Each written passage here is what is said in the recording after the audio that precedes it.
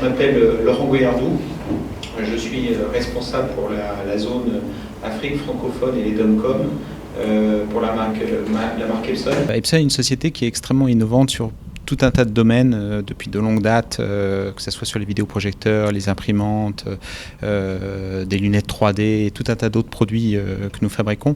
Mais Epson est à la base une société d'ingénieurs, je dirais, avec des gens qui ont au cœur de leur savoir-faire l'innovation.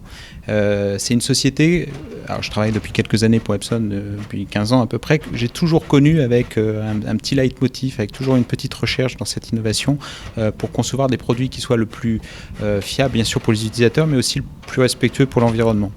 On maîtrise la technologie, nos technologies, que ce soit sur nos vidéoprojecteurs, sur nos imprimantes ou nos technologies d'encre, etc. Et il y a toujours une recherche aboutie sur la conception du produit pour qu'il y ait le moins d'impact au niveau de l'environnement.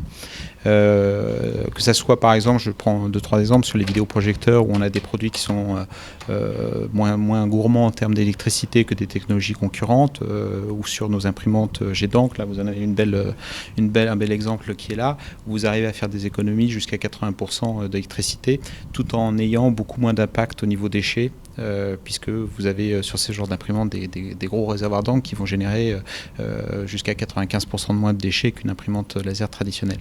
Donc c'est des petites choses comme ça qui, mises bout à bout, vous savez, quand on multiplie le nombre d'imprimantes, nous permettent d'avoir un impact sur l'environnement qui est beaucoup plus faible. Et je pense que c'est quelque chose qui est dans les racines d'Epson depuis de nombreuses années.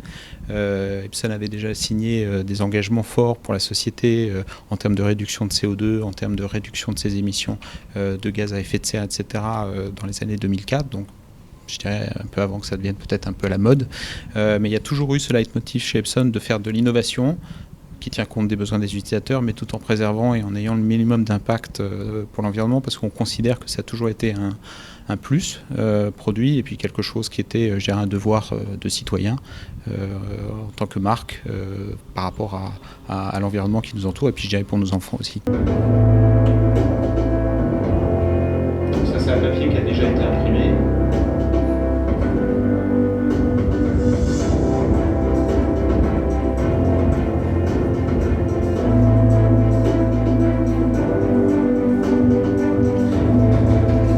Papier broyé.